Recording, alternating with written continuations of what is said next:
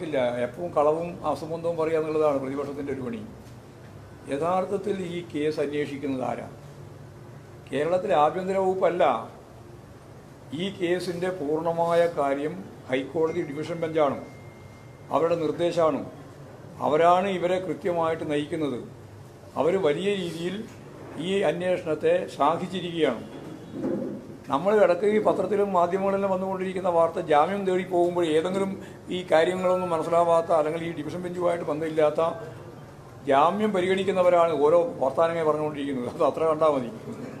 അല്ലാണ്ട് ഹൈക്കോടതി നിർദ്ദേശിച്ചതനുസരിച്ച് അന്വേഷണം നടത്തിക്കൊണ്ടിരിക്കുകയാണ്.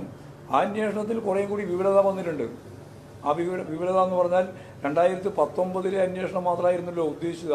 ആദ്യ SIT അത് 2019 മുമ്പ് 2017 വാജീവാഹനം ഉൾപ്പെടെയുള്ള കാര്യങ്ങൾ 10.5 കിലോ ഭാരമുള്ള പഞ്ചലോഹ നിർമ്മിതമായ സ്വർണം പൊതിഞ്ഞ അതിപുരാതനമായ വളരെ പ്രധാനപ്പെട്ട മൂല്യം പറഞ്ഞാൽ തീരാതത്ര മൂല്യമുള്ള ഒന്നാണ്. അന്നത്തെ കോൺഗ്രസിൻ്റെ ഗവൺമെൻറ്റിൻ്റെ കാലത്ത് അന്നത്തെ ദേവസ്വം ബോർഡ് ചെയർമാനും അതുപോലെ തന്നെ പ്രതിനിധികളും ചേർന്ന് ഒരു തരത്തിലും അധികാരമില്ലാത്ത തന്ത്രിയുടെ കയ്യിലേക്ക് അത് ഏൽപ്പിച്ചത്. അതിപ്പോഴും തിരിച്ചു പിടിച്ചു ഈ ഗവൺമെൻറ്. ഇതിൻ്റെ ഭാഗമായിട്ട് തന്നെയാണ് വന്നത്. അതും സ്വാഭാവികമായിട്ടും 10.5 കിലോ ആണ്. മാത്രമല്ല ആ കൊടിമരം ദ്രവിച്ചു പോയിരിക്കുന്നു, ചെതലരിച്ചിരിക്കുന്നു എന്നാണ് പറഞ്ഞത്. അത് അസംബന്ധമാണെന്ന് എല്ലാവർക്കും മനസ്സിലായി. കാരണം നല്ല സിമെൻറ്റ് തറയിലായിരുന്നു ഈ കൊടിമരം ഉണ്ടായിരുന്നത്. അപ്പോൾ ആ കൊടിമരം കൃത്യമായിട്ട് സംരക്ഷിക്കപ്പെട്ടത് തന്നെയാണ്. പിന്നെ എന്തിനാണിത് മാറ്റാൻ തീരുമാനിച്ചത് എന്നുള്ളതെല്ലാം ദുരൂഹമാണ്. മാത്രമല്ല അതിനുവേണ്ടി കോടിക്കണക്കിന് രൂപ പിരിച്ചിട്ടുണ്ട്.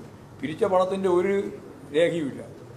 അതിൽ സ്വർണവും പിരിച്ചിട്ടുണ്ട്, ആ സ്വർണത്തിൻ്റെയും രേഖയില്ല. ഈ കൊടിമര നിർമ്മാണം ഉൾപ്പെടെയുള്ള മുഴുവൻ കാര്യം ഒറ്റ ഒരു മനുഷ്യൻ കൃത്യമായിട്ട് സ്പോൺസർ ചെയ്തതുമാണ്. അപ്പോൾ ഈ പണം എവിടെ പോയി? കൃത്യമായിട്ട് മനസ്സിലാക്കേണ്ടതാണ്. സോണിയാഗാന്ധിയെ 2 പ്രാവശ്യം കാണാൻ പോയി.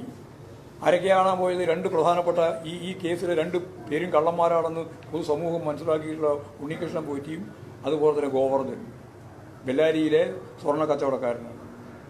ആരുടെ ശുപാർശയിലാണ് അവിടെ കയറാൻ സാധിച്ചത്? സോണിയാഗാന്ധി അങ്ങനെ സാധാരണ കാണാൻ പറ്റുമോ? അത് വളരെ ഗൗരവമുള്ള പ്രശ്നമല്ലേ? വലിയ നിയന്ത്രണം